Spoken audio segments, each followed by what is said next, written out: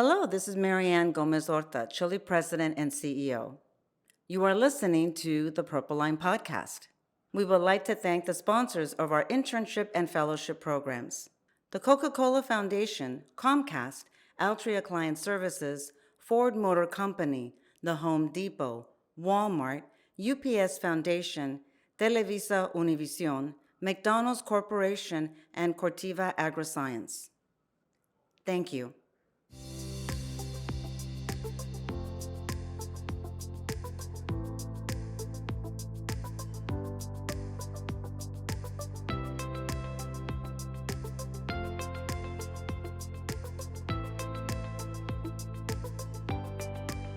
The Purple Line is a community podcast bringing you in-depth conversations with diverse leaders in the public and private sectors. Whether you're a student looking to gather advice or a professional tuning in for valuable resources, our dynamic programming provides tips for all ages and backgrounds. I'm your host, Keith Fernandez, and this is The Purple Line. Joining us now is our next guest, Sara Guerrero. Sara came to the U.S. from Colombia as a child. She grew up in Spring Hill, Florida, and graduated from the University of South Florida in Tampa. Following graduation, she began her career in communications as a press assistant in the office of Senator Chuck Schumer. From there, she served on the Biden 2020 campaign in Nevada and later with Senator Catherine Cortez Masto. She is currently communications director for Congressman Robert Garcia. In her free time, Sara enjoys being involved in the Congressional Hispanic Staff Association, where she has served as a board member and exploring the running routes of D.C. Sara Guerrero, thank you for joining us on the Purple Line. Someone I've known for many years, who's a leader on Capitol Hill, who's been on campaigns, and is now communications director to Congressman Robert Garcia from California. Incredibly exciting leader. I think he's president of the freshman class, right? So, I mean, you're pulling double duty already, so you got to talk to your boss about a raise, I think. But tell us a little bit about what you're doing on Capitol Hill now as a comms director for this incredibly visible member, trailblazer, and how you got there. Yeah. So first, thanks for having me on, Keith. Always an honor to get to chat with you. So as a comms director, I'm really coordinating communication strategies. So just making sure that we are engaging the right outlets, the right, different publics that read different publications, and really like getting his name out there and making sure that people know what he's doing at work every day for those super long hours. So really fortunate to have gotten to where I'm at right now today. I think it's thanks in huge part to the Latino community here in DC.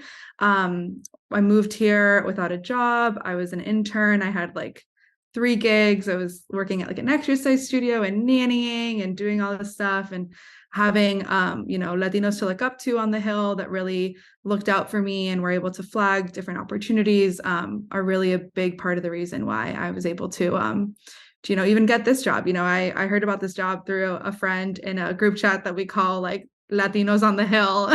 So even that, I think it's all been like really, really thanks to our close-knit community and all the work that we've been able to accomplish together. That's incredible. And I know that this is not anywhere near the beginning of your career journey. You worked for so many incredible, important folks and organizations like, Senator Cortez Masto, like the DNC. Tell us a little bit about those jobs and like, what did you learn in those jobs that helped propel you to success? Yeah, so I think, Senator Cortez Masto, she's the first Latina in the Senate, and she is an incredibly driven member. I did work on her comms team, so that's going to be the message you're going to get from me. But no, she's incredible. And I think, there would be moments when we were briefing her and I'd look around the room and we were all women, right? And that was really powerful. And also seeing the discipline, the message discipline, in comms, we have different kinds of comms depending on, what member you're working for. And I think being able to work for an office that represents a state as diverse ideologically as Nevada was really instrumental in teaching me how to always think of like both sides and be really deliberate about being thorough with everything, whether that be a tweet or a drafted statement, or maybe something that someone's going to say to a reporter in the hallway.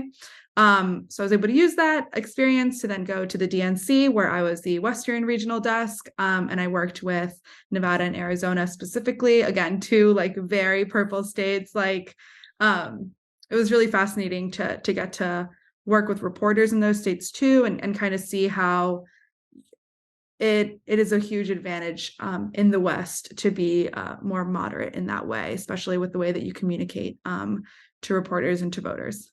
And how is it different working in an official office and then going and working in a campaign setting? I imagine the pace is a little bit different. But what really changed about your job? Because I feel like there's this constellation of comms that you can do and levers you pull up and down depending on what you need to do. So Yeah. how was that transition?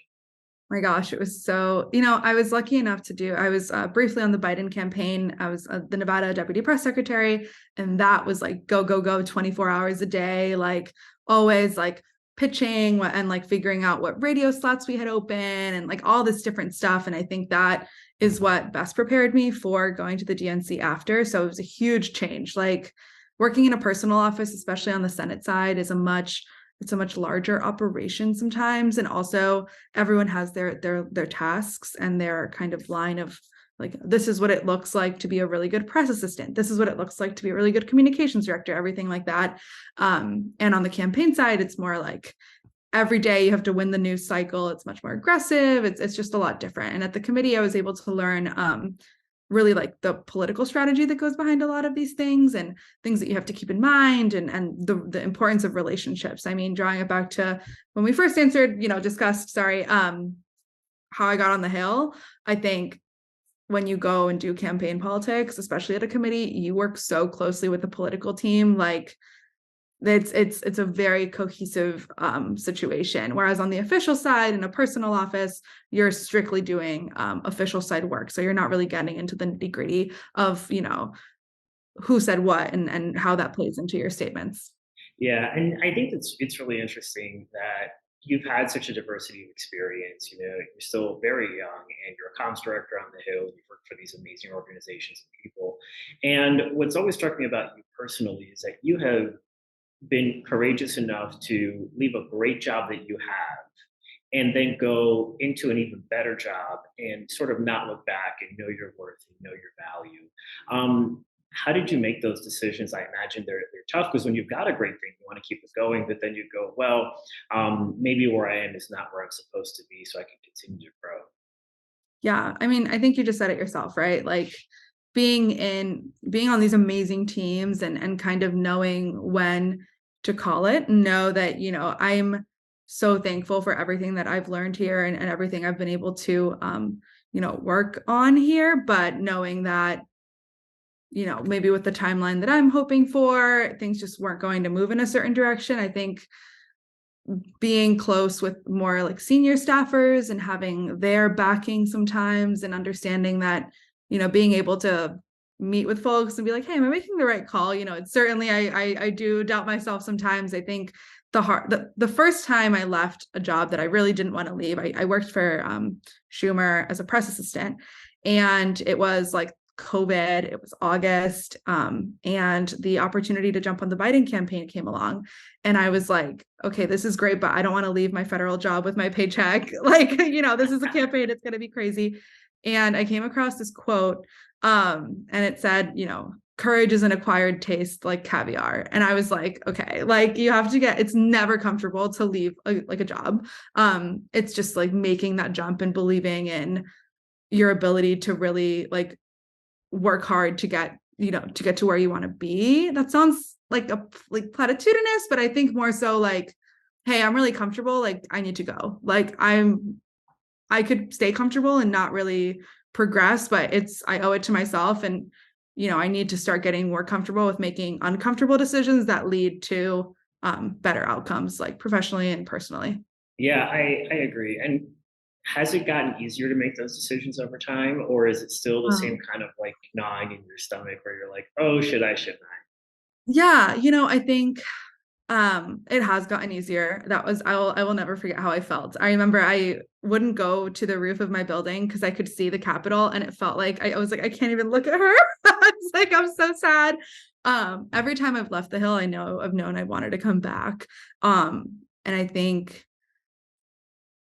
being able to be confident in the relationships that I have with folks has made it easier, right? When I was leaving the senator's office, I spoke with, some of my supervisors, and they were like, listen, like there's no job security in this in this work, your job security, your safety net is your network. So make sure that, you know, you have people you trust and that are looking out for you, not just now, but like long term. And I think, you know, as I've been able to work with more, you know, really incredible, talented, like kind people, it's given me more confidence to really know that, you know, there's always something like bigger and better out there. Like, should I decide in whatever moment to pursue that? Yeah, and I mean, I think the through line of your career in public service has really been about serving not just the Hispanic community, but everybody. And what inspires you to keep going, whether it's campaign, whether it's the official side? Clearly, there's a theme of public service. So, what makes you get up every morning and choose to do this? Because it is an active choice. Yeah, definitely. You know, I think just being able, I'm really close with my family back home in Colombia. I'm Colombian. And hearing about the things that like my distant cousins are dealing with, or, you know, I'm very much this embodiment, so cocky. I'm an embodiment of the American. No, no. I'm not, but like I am in a way a testament to like all the hard work that my parents did. And I think, you know, you mentioned like this not being just a Latino experience, but just like a broadly like American experience, like whether your parents were immigrants or your parents were like low income or maybe, you know, something else, you know, that they some ordeal that they dealt with. And I think I'm always motivated by my colleagues, you know, that have also come from places where like you weren't traditionally expected to be able to like comfortably walk these halls and be at decision-making tables.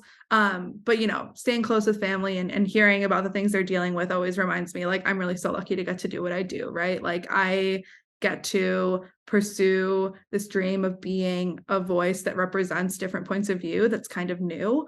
You know, a recent example, this is, you know, it sounds like, oh, whatever, but you know, in the moment, so the Bad Bunny performance at the Grammys, that wasn't captioned.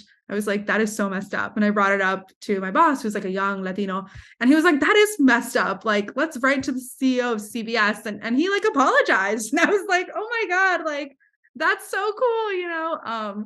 Those moments where you get to kind of, it's like, you know, that's just like one example, you know, of many, but you get to really bear the fruits of being, you know, a diverse voice in a space that like doesn't really have a lot of that usually.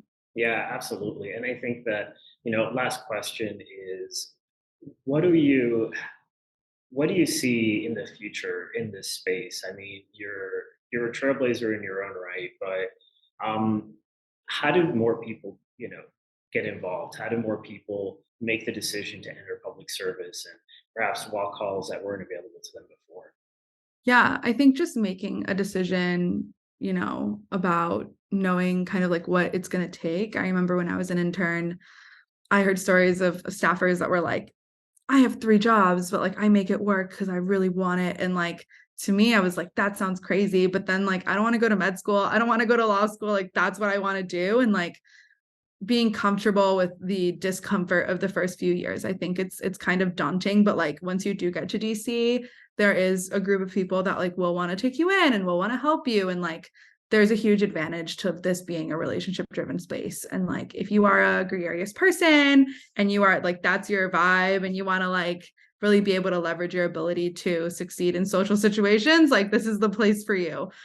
So I think, you know, getting comfortable with the idea of a few uncomfortable years that like really, really, really do pay off and you really do get to work your way up. And this is like a great like meritocracy, honestly. The Hill has been really, you know, it's demonstrated that, at least my perception of it.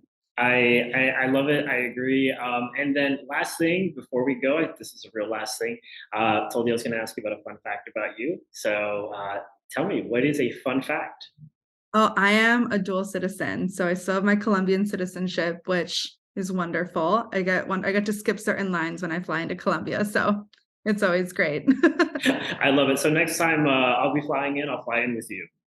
You gotta. We'll You make it bet. happen. All right, Sara Guerrero, thank you for walking on the purple line with us. I'm incredibly thrilled, excited, and honored to have been able to interview you and speak with you. And can't wait to see what you do next. Pretty much take over the world at this point. Thanks, Keith. All right, thanks. Thanks for listening to The Purple Line. You can follow me at _Keith Fernandez on Twitter. And make sure to follow Chili across all social media platforms @The Chili for the latest updates.